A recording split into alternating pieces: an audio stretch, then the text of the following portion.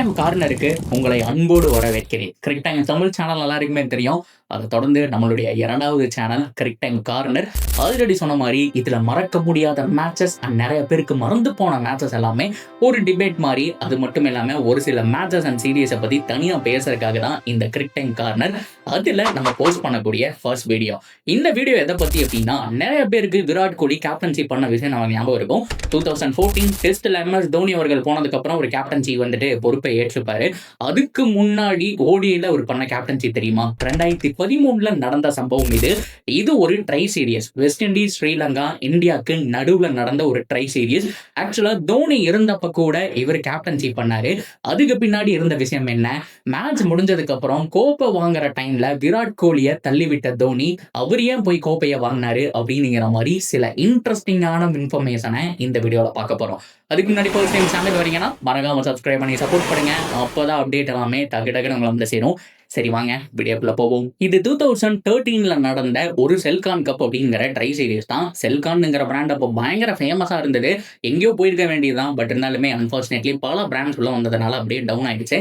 But 2013 அது மிகப்பெரிய brand, மிகப்பெரிய ஸ்பான்சரா இருந்தாங்கன்னு சொல்லி ஆகணும்.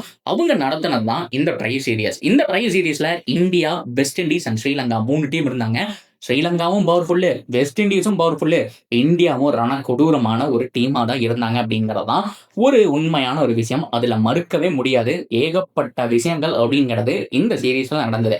இந்த சீரீஸுடைய முதல் மேட்ச்ல என்ன நடந்தது அப்படின்னு கேட்டீங்கன்னா, ஸ்ரீலங்கா வர்சஸ் வெஸ்ட் இண்டீஸ். இவங்க 2 பேர் தான் மோதுவாங்க. ஓகேவா? அதுல ஸ்ரீலங்கா 208 ரன் அடிப்பாங்க. 209 ரன் வெறும் 37 ஓவர்ல சேஸ் பண்ணி வெஸ்ட் இண்டீஸ் வின் பண்ணியிருப்பாங்க. காரணம் யாரு தெரியுமா? கிறிஸ்டோபர் ஹென்றி கெயில் ஒத்தாளா நின்று 109 ரன் நினைக்கிறேன் அவர் அடிச்சு வின் பண்ணி கொடுத்திருப்பாரு. அடுத்த மேட்ச், 2வது மேட்ச் இந்தியாவுக்கும் வெஸ்ட் இண்டீஸ்க்கும் நடக்கும். இதுல இந்தியா 229 ரன்கள் அடிச்சிருப்பாங்க.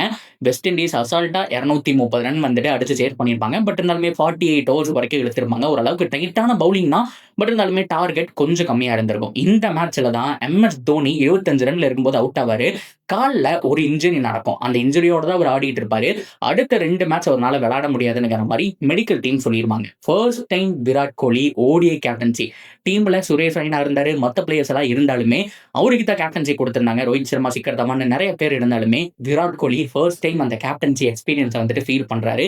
ODI மேட்ச்ல இந்த ட்ரை சீரீஸ்ல தான் பண்ணாருங்கிறது தான் ஒரு நிதர்சனமான உண்மை. அடுத்த போட்டி யாருக்கு அப்படின்னா, ஸ்ரீலங்காக்கும் இந்தியாவுக்கும் நடுவுல. ஸ்ரீலங்கா பார்த்தோம் அப்படின்னா 348ங்கிற இமாலய இலக்கு, மரண கொடூரமான ஒரு ஆட்டம்னு சொல்லி ஆகணும். இந்தியா 187க்கே ஆல் அவுட் ஆயிருவாங்க. இந்தியா தொடர்ந்து 2வது மேட்சையும் தோத்துட்டாங்க. அடுத்ததான் ஸ்ரீலங்காக்கும் இந்தியாவுக்கும் நடந்து முடிஞ்சதுக்கு அப்புறம் இந்தியாவுக்கும் வெஸ்ட் இண்டீஸுக்கும் நடக்கும். இதுதாங்க கம்பேக் மேட்ச். விராட் கோலினா யாருன்னு காமிச்சிருப்பாரு. ஆனா கொடூரமான ஒரு ஆட்டம். சிக்கர் தவான் அண்ட் ரோஹித் சர்மாக்கு நடுவில் அந்த பார்ட்னர்ஷிப்பும் நல்லா இருந்திருக்கும். ஒரு சூப்பரான ஒரு மேட்சா போயிட்டு இருந்தது. 171க்கு ஆல் அவுட் ஆயிருப்பாங்க. டிஎல்எஸ் மெத்தட்ல, ஏன்னா இந்த சீரீஸ் ஃபுல்லாமே நிறைய மழை வந்துட்டு டிஎல்எஸ் மெத்தட்ல இந்தியா 102 ரன் வித்தியாசத்தில் வந்துட்டு வின் பண்ணியிருப்பாங்க. அதை தொடர்ந்து ஸ்ரீலங்காக்கும் வெஸ்ட் இண்டீஸ்க்கும் இன்னொரு மேட்ச் நடக்கும். அதுல 219 ரன் வந்துட்டு அடிச்சிருப்பாங்க ஸ்ரீலங்கா. வெஸ்ட் இண்டீஸ் அதை அடிக்க முடியாம தோத்து போயிருப்பாங்க. ஸோ இதை தொடர்ந்து இன்னொரு ரொம்ப முக்கியமான ஒரு மேட்ச் அப்படின்னா, இந்தியாவுக்கும் ஸ்ரீலங்காக்கும் நடுவில். இந்த மேட்ச் நம்ம வின் பண்ணோம் அப்படின்னா ஃபைனல் ஆடலாம் அப்படிங்கிற ஒரு சுச்சுவேஷன்ல இருக்கக்கூடிய ஒரு மேட்ச் தான். அதுல இந்தியா 119 ரன் அடிச்சு வின் பண்ணிடுவாங்க. இதுவும் வந்துட்டு டிஎல்எஸ் மெத்தட் தான். மழை வந்ததுனால ஸ்ரீலங்கன் டீம் 96 ரன்களுக்கே ஆல் அவுட் ஆயிருப்பாங்க. அண்ட் ஃபைனலா 2 மேட்ச் முடிஞ்சு தோனியும் ஃபிட்டு. ஃபைனலுக்கு நம்ம இந்த ஸ்குவாடை பொறுத்த வரைக்கும் ரோஹித் சர்மா, சிக்கர் தவான், தினேஷ் கார்த்திக், அது மட்டும் இல்லாமல் ரொம்ப முக்கியமா விராட் கோலி, சுரேஷ் ரெய்னான்னு சொல்லிட்டு நிறைய பேர் இருந்தாலுமே முரளி விஜய் இருந்தாரு. முரளி விஜயை நம்பர் 6, நம்பர் 7 ஆட வச்சுட்டு இருந்தாங்க.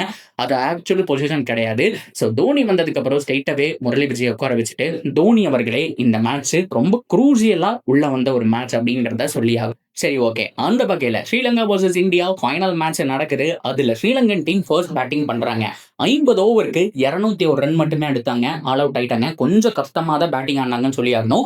அந்த மாதிரி தான், இது ஒரு பேட்டிங் பிச் கிடையாது. பவுலர்ஸுக்கு சாதகமாகவே இருந்தது. பட் இருந்தாலுமே ரோஹித் சர்மா அண்ட் சிக்கர் தவான் நல்ல நிதானமான பார்ட்னர்ஷிப் போற மாதிரி இருந்தது. சிக்கர் தவான் 16 ரன்னுக்கு அவுட் ஆயிடுவாரு. அண்ட் விராட் கோலி ரொம்ப குரூசியல் மேட்சை நல்லா வந்துட்டு விளையாடுவாருங்கிற மாதிரி எக்ஸ்பெக்ட் பண்ணிட்டு இருக்கும்போது அன்பார்ச்சுனேட்லி இறங்காவுடைய பால்ல சங்ககாரா கிட்ட கேட்ச் கொடுத்துட்டு போயிடுவாரு. 2 ரன்ல அவுட் ஆயிடுவாரு. தினேஷ் கார்த்திக் ஒரு நல்ல கேமியோ, ஒரு 23 அடிச்சு செட்டில் ஆகிற டைம்ல 2-3 4 அடிச்சு நல்ல ஃபார்ம்ல இருக்கிற மாதிரி தெரிஞ்சிருக்கும்.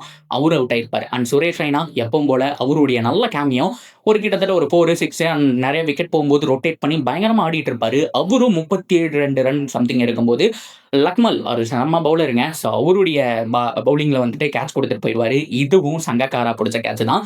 ஷிக்கர் தவான், விராட் கோலி, சுரேஷ் ரெய்னான்னு சொல்லிட்டு 3 பேருடைய கேட்சையுமே சங்கக்காரா தான் புடிச்சிருப்பாரு.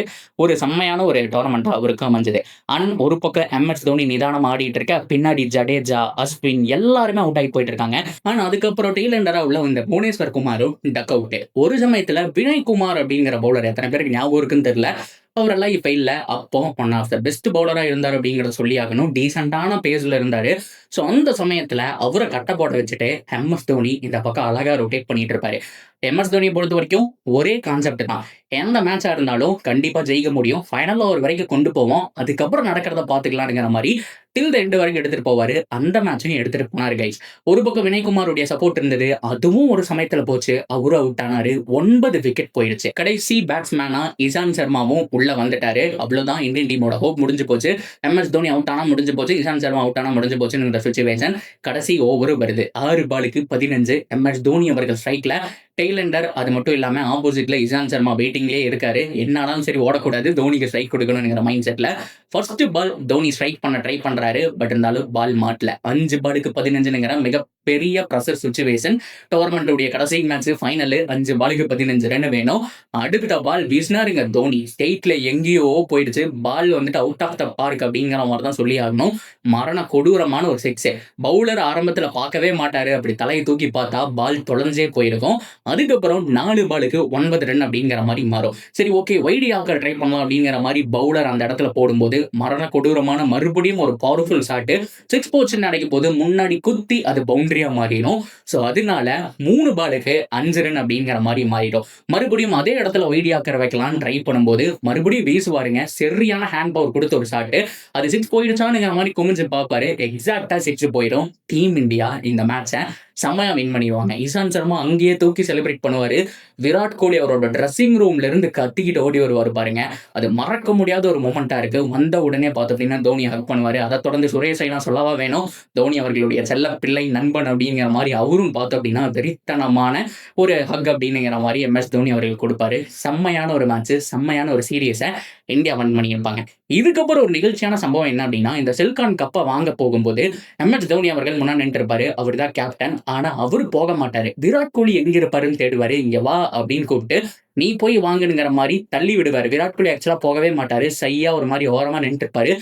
நீ போய் வாங்கணுங்கிற மாதிரி தள்ளி விடுவாரு. நிறைய பேர் கிரெடிட் ஸ்டீலர் அப்படி இப்படின்னு சொன்னவங்க எல்லாரும் மத்தியிலையும் இந்த சீரீஸ்ல நான் 2 மேட்ச் தான் ஆடினேன். ஆனா எல்லா மேட்சுமே ஆடினது விராட் தான். ஒரு செஞ்சுரி வேற வச்சிருக்கான். நல்ல ஃபார்ம்லயும் இருக்கு. அவனுடைய ஃபர்ஸ்ட் கேப்டன்சி வேற. ஒரு டிராஃபி நான் வாங்கி என்ன பண்ண போறேன், நீ போடா தம்பி அப்படிங்கிற மாதிரி விராட் கோலியை முன்னாடி தள்ளி விடுவாரு. அவர் போய் சிரிச்சுக்கிட்டே டிராஃபி வாங்கிட்டு தோனி கிட்ட கொண்டு வருவார். 2 பேரும் சேர்ந்து போட்டோக்கு போஸ்ட் கொடுப்பாங்க. அதுக்கப்புறம் அந்த டிராஃபியை வச்சு செலிப்ரேட் பண்ணுவாங்க. மறக்க முடியாத ஒரு மூமெண்ட். ஹோல் மூமெண்ட்டுமே அதுதான். தோனி அவர்கள் விராட் கோலியை நீ போய் டிராஃபி வாங்கிடுவான்னு சொல்லி அனுப்பி வைப்பாரு.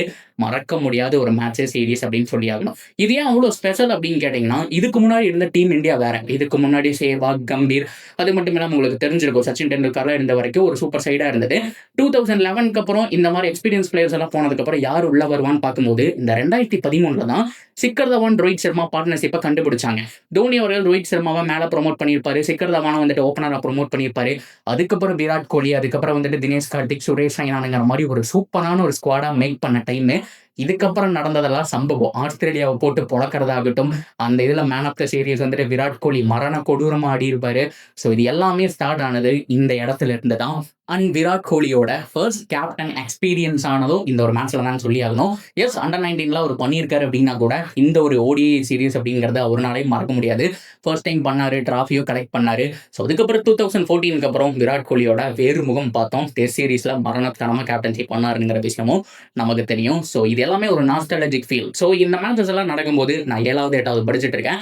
நம்ம டைம் படி ஒரு 1:30 மணி 2 மணிக்கு தான் இந்த ஃபைனல் நடந்துச்சு கைஸ். ஸோ அந்த மாதிரியான மிட் நைட்லாம் பார்த்தோம் அப்படின்னா, ஸோ பேரண்ட்ஸோட அனுமதி இல்லாமல் போய் பசங்களோட சேர்ந்து பார்க்கறது அப்படிங்கிற மாதிரி இந்த மேட்சஸ் எல்லாம் பார்த்து ஸோ ரொம்ப சந்தோஷமா இருந்த ஒரு காலகட்டங்கள் அப்படிங்கிற மாதிரி சொல்லி ஆகணும். ஸோ இந்த மாதிரி சீரீஸ் எல்லாம் இன்னும் நடக்கிறதில்ல, இப்போ வரதில்லை அப்படிங்கிறது தான் ரொம்ப வருத்தமாக இருக்குது. ஏன்னா முழுக்க முழுக்க ஐபிஎல் ஃப்ரான்ச்சைஸ் கிரிக்கெட்னு போயிட்டு ஸோ நேஷனல் லெவலில் இந்த டீம்ஸ் எல்லாம் சேர்ந்து விளையாடாது ஒரு வருத்தம். அண்ட் ஸ்ரீலங்கன் டீமும் ஒழிஞ்சு போச்சு.